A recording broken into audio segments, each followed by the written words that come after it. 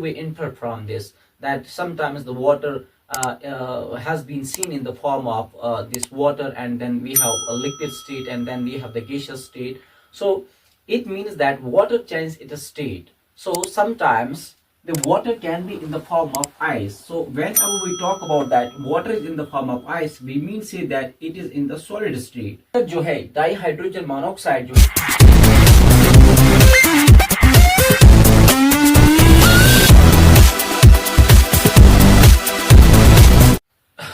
Assalamu alaikum dear students, welcome back to 1 Minute Chemistry.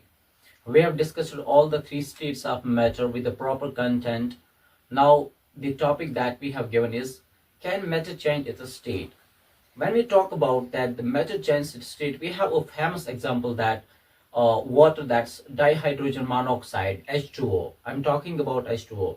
We have seen this H2O in the form of ice, in the form of water, and in the form of vapor as well. So what do we mean? What do we infer from this? That sometimes the water has been seen in the form of this water, and then we have a liquid state, and then we have the gaseous state. So it means that water changes its state. So sometimes the water can be in the form of ice. So whenever we talk about that water is in the form of ice, we mean say that it is in the solid state.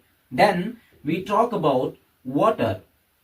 So it means say that we talk about liquid state. तो हम किसकी बात कर रहे हैं dear students? Liquid की बात कर रहे हैं. उसके बाद जब हम कहते हैं कि ये वेपर की बात जब हम करते हैं तो इसका मतलब है गैसियस स्टेट. तो वाटर जो है डाइहाइड्रोजन मोनोऑक्साइड जो है, चाहे वो आइस की फॉर्म में हो तब भी वो H2O होता है, चाहे वो वाटर यानी कि लिक्विड स्टेट में हो तब भी वो H2O ही है, और चाहे वो हम वेपर की बात करें यानी कि गैसियस स्टेट की तब भी वो H2O ही होता है. तो ये जो हम देखें कि आइस से वाटर, वाटर से वेपर, सॉलिड से लिक्विड एंड लिक्विड से गैस, इसका मतलब ये हुआ कि जो हमारा मैटर है ये स्टेट को चेंज करता है. अब जो स्टेट को चेंज करने की बात है डियर स्टूडेंट्स, इसमें क्या हम देखते हैं कि ये दो तरीकों से हो सकता है. मैटर जो है अपना स्टेट चेंज कर सकता है दो तरीकों से. एक तो ये है कि हम बात करते हैं टेम्परेचर से, या और में एंड उसके बाद मैं कह सकता हूं प्रेशर से. तो pressure and temperature, these are the two prime factors which are responsible for the change of state of matter. तो जब हम इनकी बात करते हैं, तो अगर मैं पहले बात करूंगा टेम्परेचर की, टेम्परेचर से कैसे मैटर चेंज हो स्टेट करेगा अपना, इसका मतलब ये हुआ या तो हम टेम्परेचर इंक्रीज कर सकते हैं या तो हम टेम्परेचर डिक्रीज कर सकते हैं. तो टेम्परेचर इंक्रीज कराना, टेम्परेचर डिक्रीज कराना, इसका क्या मतलब है डियर स्टूडेंट्स? यहां आप देखें, आपको मैं ये अच्छे से समझाऊंगा कि क्या होता है. लुक हियर, कि जब हम टेम्परेचर बढ़ाते हैं, जब हम डियर स्टूडेंट्स टेम्परेचर को बढ़ाते हैं, तो टेम्परेचर बढ़ाने का मतलब ये हुआ कि टेम्परेचर जब मैं इंक्रीज कर रहा हूं, टेम्परेचर इंक्रीज किया, जब हम हीट अप्लाई करते हैं तो टेम्परेचर इंक्रीज होगा बाय अप्लाइंग हीट. तो जब हीट देते हैं तो टेम्परेचर बढ़ा, टेम्परेचर बढ़ेगा तो काइनेटिक एनर्जी मॉलिक्यूल्स की है वो भी बढ़ जाएगी. जब काइनेटिक एनर्जी मॉलिक्यूल्स की बढ़ती है तो जो मॉलिक्यूल्स होते हैं, जो मैटर के अंदर पार्टिकल्स होते हैं, उनमें क्या होती है, वाइब्रेशन जो है, तो वाइब्रेशन बढ़ जाएगी. तो पार्टिकल्स की जो स्पीड होगी वो बढ़ना स्टार्ट करेगी. जितना पार्टिकल्स का वाइब्रेशन होगा, जितने मॉलिक्यूल्स के दरमियान यानी कि कोलिजन्स होंगे, तो उतनी वाइब्रेशन बढ़ेगी, उतना यानी कि जो मॉलिक्यूल्स की मोशन है वो बढ़ जाएगी. जितनी मॉलिक्यूल्स की मोशन बढ़ती है, इसका मतलब अब इनके अंदर एनफ जो एनर्जी है वो ओवरकम करती है जो इंटरमॉलिक्यूलर फोर्स ऑफ अट्रैक्शन था अभी तक इसमें सॉलिड के अंदर, वो ओवरकम हो जाएगी, और ये मैटर जो है सॉलिड से किस में कन्वर्ट हो जाएगा, लिक्विड में कन्वर्ट हो जाएगा. और लिक्विड में अगर हम कंटिन्यूअसली वो यानी कि एनर्जी दे रहे हैं, हीट दे रहे हैं, हीट से टेम्परेचर बढ़ेगा, टेम्परेचर से काइनेटिक एनर्जी बढ़ेगी, मॉलिक्यूल्स के दरमियान स्पेसेस जो है वो बढ़ने लगेंगे. जितनी स्पेसेस बढ़ने लगेंगे मॉलिक्यूल्स के अंदर, तो उतना जो मॉलिक्यूल है वो एक और स्टेट में चेंज हो जाएगा, दैट इज गैस. तो सॉलिड से लिक्विड एंड लिक्विड से गैस, ये जो कन्वर्जन हुआ ये होता है जब हम टेम्परेचर को बढ़ाते हैं. टेम्परेचर बढ़ा तो टेम्परेचर से काइनेटिक एनर्जी बढ़ी, काइनेटिक एनर्जी बढ़ी तो मॉलिक्यूल्स की जो स्पीड थी वो बढ़ने लगेगी, और इनके अंदर एनफ एनर्जी आएगी. दैट एनर्जी जो है that is enough to overcome the intermolecular force of attraction that has actually binded the molecules together. तो वो जब ज्यादा बढ़ जाती है उनमें, तो सॉलिड से लिक्विड और लिक्विड से गैस का कन्वर्जन हो जाता है. तो अब अगर हम कहेंगे अगर मुझे मॉलिक्यूल को गैस से लिक्विड स्टेट में वापस लाना है और लिक्विड से सॉलिड स्टेट में वापस लेना है तो हम उसके लिए क्या करेंगे, कूलिंग कर सकते हैं। कूलिंग का मतलब है कि टेम्परेचर को डिक्रीज कर रही है। जितना टेम्परेचर डिक्रीज होगा तो मॉलिक्यूल्स एक दूसरे के नजदीक आएंगे, मॉलिक्यूल्स जितना नजदीक आएंगे उतना गैसेस से लिक्विड में और लिक्विड से सॉलिड के अंदर आ जाएंगे। अब डियर स्टूडेंट्स आप एक ट्रायंगल को देखिए, यहाँ पे जो मेरे पास सॉलिड है, सॉलिड से अगर कन्वर्जन हो रहा है किसके अंदर, लिक्विड के अंदर, और लिक्विड से अगर कन्वर्जन हो रहा है शाबाश किसके अंदर, लिक्विड से कन्वर्जन हो रहा है शाबाश किसके अंदर, ये गैसियस के अंदर हो रहा है। जब सॉलिड से लिक्विड में चेंज आती है तो दैट्स कॉल्ड फ्यूजन। उसको क्या कहते हैं, दैट्स कॉल्ड फ्यूजन। अब लिक्विड जो चेंज होता है गैस में that's called evaporation.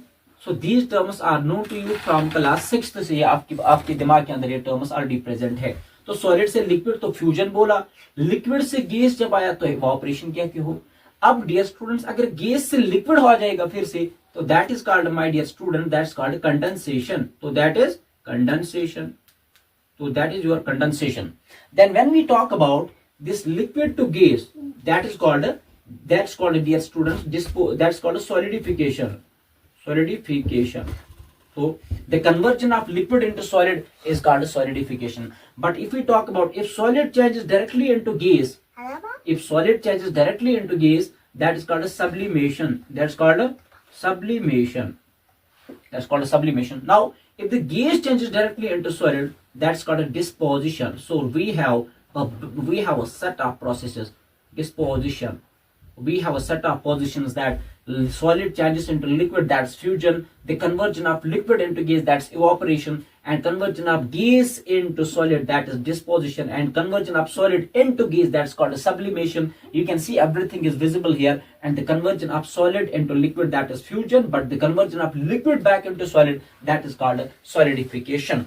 So these are the terms, and I have already explained the mechanism that how actually it happens. By applying the heat, we are increasing the temperature, and whenever there is increase in the temperature, the kinetic energy of the molecules increases, and when the kinetic energy of the molecules increases, the force of attraction that's over there between the molecules that is actually overcome by the heat. So the conversion of solid into liquid and gaseous, it happens. Now one more term is there, students.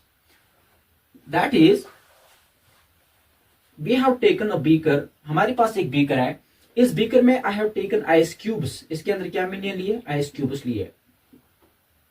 यहां पे आप concentration पूरा रखे, मैं बताना क्या चाहता हूं। तो डियर स्टूडेंट्स यहां जब हम इसकी बात करते हैं, ये जो बीकर है, बीकर में क्या है कि वी हैव सप्लाइड हीट, हम हीट अप्लाई कर रहे हैं, हीट अप्लाई करेंगे। हीट से आपको पता है क्या होगा, हीट से जो ये है कि ये आइस जो है ये मेल्ट करना स्टार्ट करेगी, ये आइस मेल्ट करना स्टार्ट करेगी। मान लो इसका टेम्परेचर था -3 डिग्री सेंटीग्रेड, हीट अप्लाई करने से टेम्परेचर अंदर क्या बढ़ जाएगा, टेम्परेचर बढ़ा तो मैं कहूंगा ये -2 से -1 से 0 पे आ गया। अब हमने कहा कि इसका क्या आ चुका है, आइस जब मेल्ट करती है तो वो किस टेम्परेचर मेल्ट करती है, 0 डिग्री सेंटीग्रेड के मेल्ट करती है। तो वो यहाँ पे क्या है, इसका मेल्टिंग पॉइंट क्या है, वो इस आइस का मेल्टिंग पॉइंट आ चुका है। अभी कन्वर्ट किस में होगा, लिक्विड में कन्वर्ट हो जाएगा। अब डियर स्टूडेंट्स क्या, जब हम हीट कंटिन्यूअसली दे रहे हैं, लेकिन हमने देखा हीट कंटिन्यूअसली देने पे ये क्या हो रहा है कि ये जो 0 डिग्री सेंटीग्रेड ना टेम्परेचर बढ़ नहीं रहा है, मेल्टिंग पॉइंट बढ़ नहीं रहा है। तो व्हाट हैपेंस दैट, हो क्या रहा है डियर स्टूडेंट्स, यहाँ पे जो हम हीट बढ़ा रहे, हीट तो कंटिन्यूअसली दे रहे, हीट दे रहे हैं लेकिन टेम्परेचर जो वो चेंज नहीं हो रहा है। तो question arises that why does the heat energy go, heat energy आखिर जा कहां रही है डियर स्टूडेंट्स। बात यहाँ पे समझ लीजिए कि जो हम हीट दे रहे हैं वो हीट यूज कर रहे कौन, ये जो आइस के क्यूब्स है वो हीट को यूज कर रहे हैं to overcome the force of attraction. जो इंटरमॉलिक्यूलर फोर्स ऑफ अट्रैक्शन है वो हीट जो है वो यूज कर रहे हैं ये पार्टिकल्स ब्रेक डाउन होने के लिए, टूट जाने के लिए, ब्रेक डाउन होने के लिए, ताकि वो कन्वर्ट हो जाएंगे किसमें, शाबाश, वो लिक्विड में कन्वर्ट हो रहे हैं। ये जो हमने यहाँ पे जो हीट छुप जाती है, कौन यूज कर रहे हैं, आइस के पार्टिकल्स, आइस के क्यूब्स यूज कर रहे हैं। तो वो जो हीट है that is called latent heat, उसको क्या बोलते हैं, लेटेंट हीट बोलते हैं, लेटेंट हीट। अब यहाँ पे क्या हो रहा है, यहाँ पे ये जो है आइस के क्यूब्स है ये मेल्ट होके, ये सॉलिड जो है मेल्ट होके लिक्विड बनना है। तो this is called latent heat of fusion. क्या कहेंगे, latent heat of fusion, latent heat of fusion. Now what is this latent heat of fusion, the amount of heat that is required to break 1 kg of solid into liquid at atmospheric pressure at its melting point, that is called latent heat of fusion. Dear students, I hope that कि ये अच्छे से आपको clear हो चुका होगा. Now if you will talk about, अब जो हमारे पास ये लिक्विड आ चुका है, पूरा लिक्विड आया है इसके अंदर, अगर यहां दिखाऊं तो ये जो लिक्विड सॉलिड को जो हमने कंटिन्यू प्रॉपर अच्छे से किसके अंदर ये कर दिया है चेंज, लिक्विड के अंदर चेंज किया है.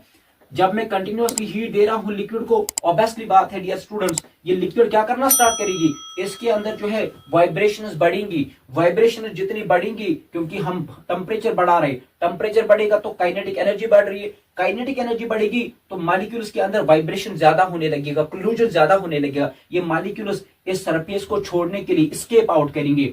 जितना स्केप आउट करेंगे, टेम्परेचर पहुंचा 100 degree centigrade, and 100 degree centigrade you know that is the boiling point of water. Water का बॉइलिंग पॉइंट 100 डिग्री सेंटीग्रेड है, लेकिन हम हीट कंटिन्यू दे रहे हैं, लेकिन अब इसके अलावा टेम्परेचर बढ़ नहीं रहा है, तो हीट जो दे रहे हम, वो हीट पार्टिकल्स यूज कर रहे हैं to break down the intermolecular force of attraction that's over there between the water molecules के बीच में जो है वो जो हीट है, दैट